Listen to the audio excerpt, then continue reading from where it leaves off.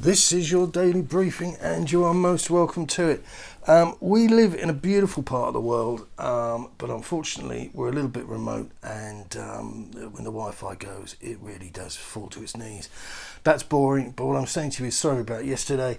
Abnormal service will be resumed today, and I will be bringing you a post-Newcastle United individual player analysis later on this afternoon. But for this clip, just to let me vent my spleen, going to go for one publication, one journalist, and one big bowl of stupid, Dan Kilpatrick of the Evening Standard. The piece is entitled "How Tottenham Can Compete with Mega-Rich Clubs and Be Successful Again Amid Threat of Newcastle Revolution."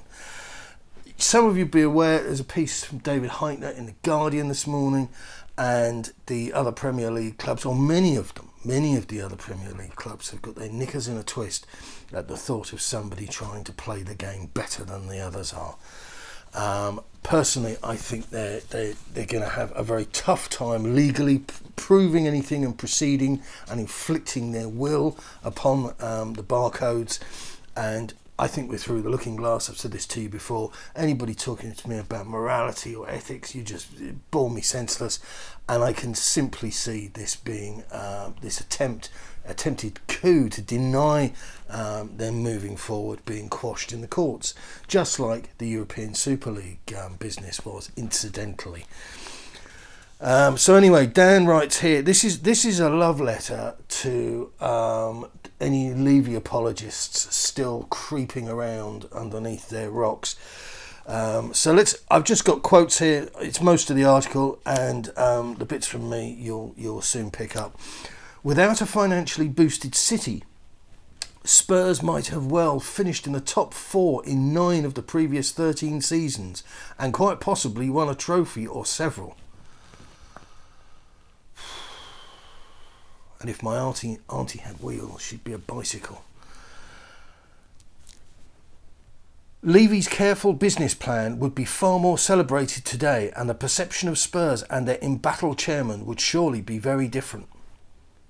This is astonishing, absolutely astonishing. And this is from a grown-up, I presume. I don't know how old Dan is. And if Hitler had won World War II, we'd all be speaking German. Have you got anything else you want to share with the group before the bus comes for you? Levy's brand of fiscal prudence is now up against 3 projects backed by fabulous wealth, also including Roman Abramovich's Chelsea, as well as commercial behemoths in Manchester United and Liverpool. Spurs have their own trump card in their stadium, which successfully hosted the NFL yesterday. But competing at the top will be no easier if Newcastle's hopes are realised.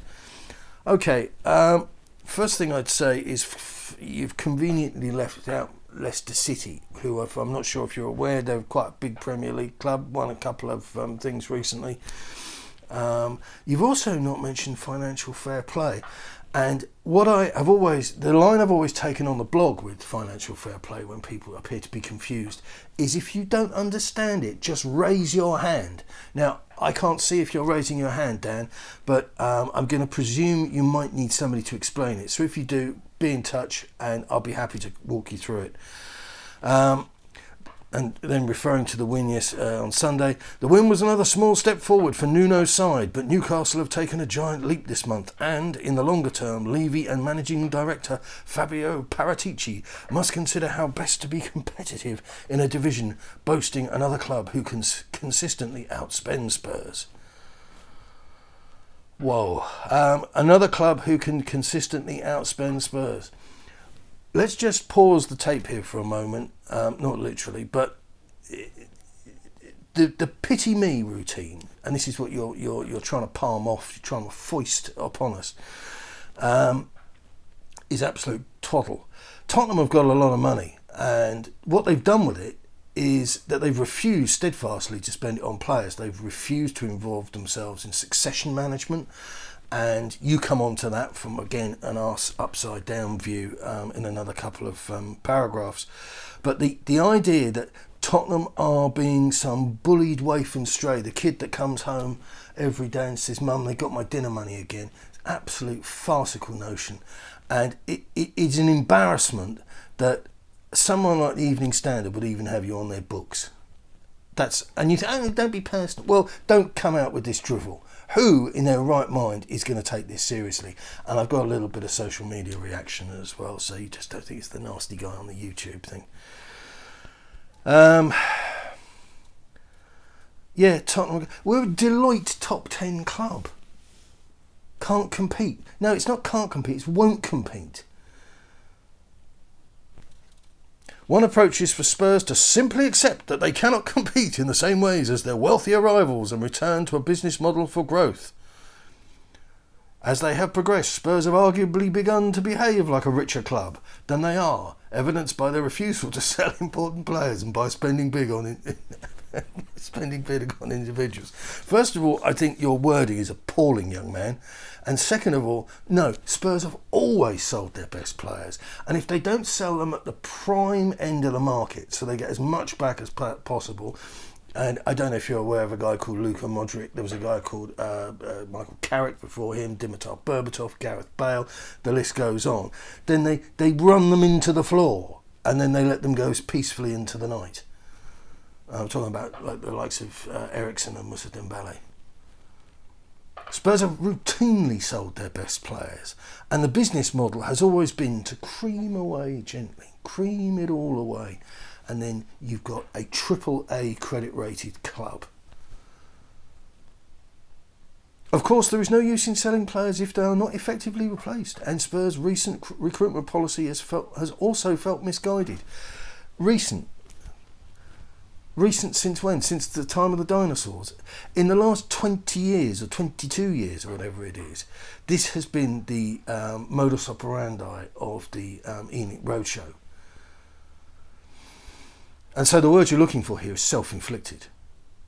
While clubs backed by nation states and oligarchs can afford to quickly replace... Let's just stop there. Let's just whoa back. Nation states and oligarchs. This is like a CGI scene, coming this summer. Financial fair play. Financial fair play. FFP. If you don't understand it, raise your hand. I'm serious. I'm perfectly serious. You can't just yawn and give me a whole load of sneery yeah buts. It's not perfect. It's never been perfect, but it's routinely improving. And the idea that Chelsea make a lot of money from buying and selling players. They have an absolute... It'd be unfair and to call it a cottage industry. But it's certainly become an important wing of their business. And nation states, you're talking about City there, and you're talking prospectively about Newcastle. A lot of people have got their knickers in a twist over this, and I tell you something, there are nations that don't behave in a way that I would want them to behave, but there's equally people involved in our club that behave in ways that I don't want them to behave. And this sanctimony, this moralising, I've got no time for it in football whatsoever. While clubs backed by nation states and oligarchs, who all wear dark capes and move in the night, can afford to quickly replace expensive disappointments, Spurs cannot. Well, first of all, Spurs have always been able to spend. Spurs have always turned over great money. Again, just like with financial fair play, if you don't understand the numbers, use the Swiss Ramble, for example. Very good analysis, overview of Tottenham's finances. There's always money. We've been making more money in the last 4 or 5 years than we ever have. There's always money for players, but we've chose not to spend it. We've spent our money on structural assets, infrastructure, girders that many of you touched yourselves inappropriately watching videos of. That was a weird kind of pornography, kids, and I just didn't understand it.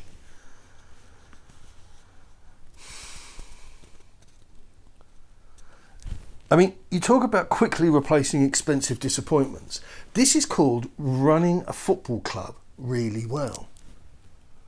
You look at the way Liverpool have behaved and the way that City have behaved and many other clubs, they go out there and they say, right, well, we definitely need a right back, we need a centre back, and we need an attacking midfield player. They just go out and buy them. And they buy somebody who's ready, gets off the plane, he's ready to rock. And we saw it on a small scale with the Japanese lad. He arrived for Arsenal, and I know he's a low-key player because he didn't cost a lot of money, but he's been absolutely brand new. He's not been best right back in the league or best centre back in the league, but when we've seen him play, he was ready to go. There's no backstory. And Tottenham appear to have a problem doing that because they're shopping. It's like being a chef. You can only produce X class of meal with Y class of ingredients. If you really want to produce the best stuff, you're going to have to spend a little bit more, and you're going to have to steer away from the everyday essentials ranges, because you're never going to make the dish as mwah as you need it to be when you're spending a 15th of what you could spend on a particular product. And that's just the way the world works. But for somehow, there's this derangement syndrome with some Tottenham fans. Oh, spending isn't the answer. Careful what you wish for. It's just pathetic. Most of Tottenham's big successes in the transfer market have been young, affordable, high potential players such as Gareth Bale, Dele Alli, Kyle Walker. While almost all of their 10 most expensive transfers have underwhelmed. Yet, what you're giving me here is anecdotal evidence which doesn't prove a rule. It, in actual fact, proves that Tottenham don't spend well.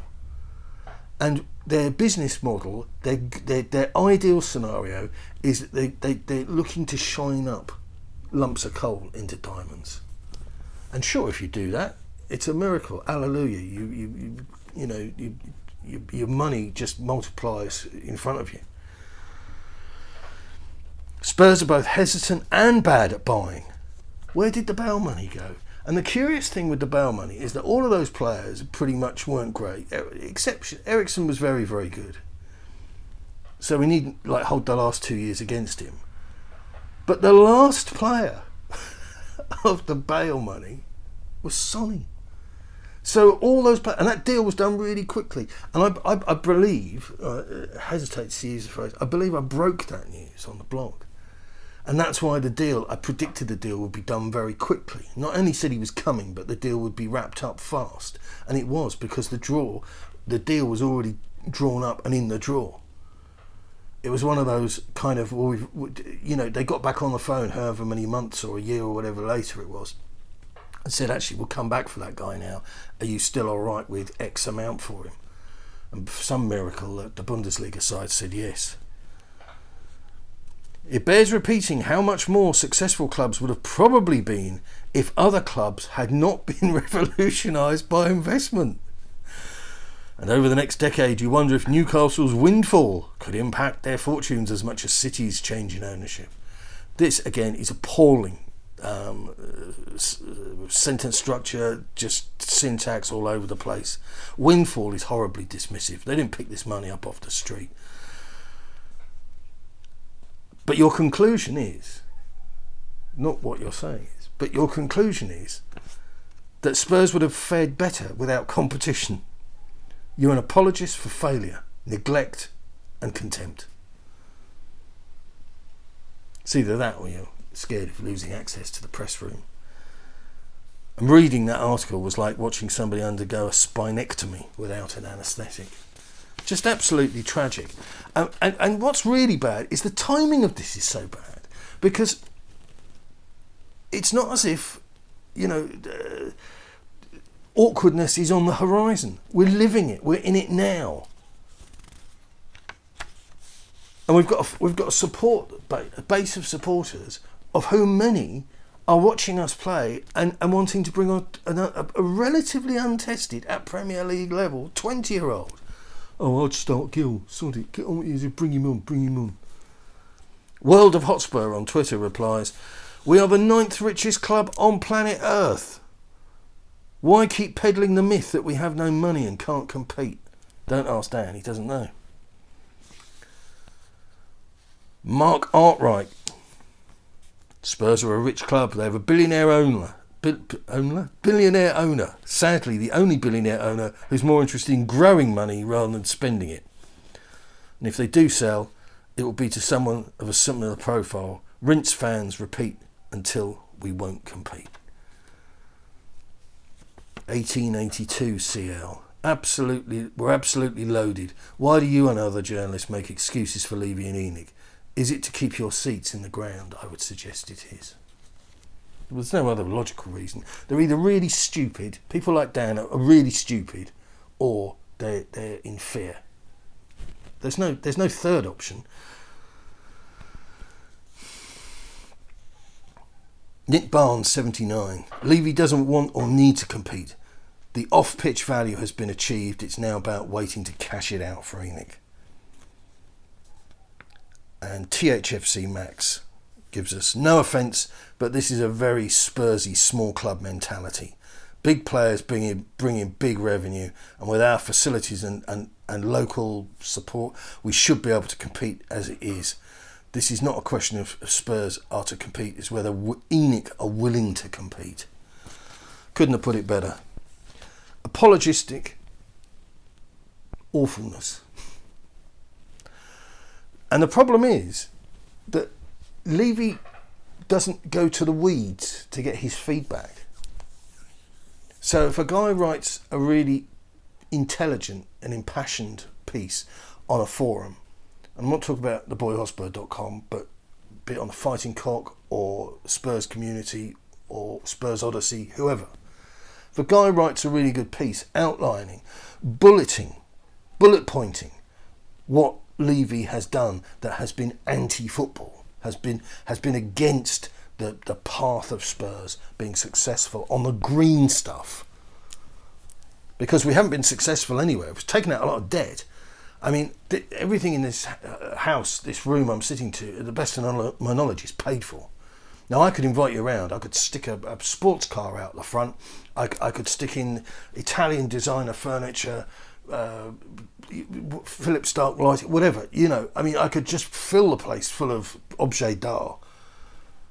And you could walk away and say, God, that guy doesn't live on that. Nice gaff. But it's not mine. The bank owns it all. The financing company owns it all. The payment thing, the lease, the hire thing is in the glove box. And that's what Tottenham are right now. Fur coat, no knickers. And you're telling me about, oh yeah, don't worry, we've just got to do more NFL stuff, more Guns N' Roses, and everything will be cushy. When? Don't worry about me. Don't worry, I'll be dead soon. I'll be dead sooner than later. But sure, if your son is 10, this is my back of the fag packet maths. If your son is 10, then say to him, you know, there's a good chance by the time you have your own kids, Tottenham could be really, really rocking and rolling. And this is why we've got the piece in The Guardian today from David Heitner about the many of the other Premier League clubs wanting to try and quash as much as they can of the revenue that's being put in by the Newcastle purchasers. But yeah, if you've got a child that's 10, then tell them, yeah, we're building for the future. And by the time you have a 10-year-old, Spurs could be right up amongst them, whoever they are. You know, if we're still existing as we are these days. But don't tell me. Don't even have the audacity to tell somebody, in their 20s or their 30s. So even these millennial half-wits that are wandering around, oh yeah, it's going to be great. Yeah, not in your lifetime, mate. Right, that's it. Doom and gloom over. Good luck. Keep it on them.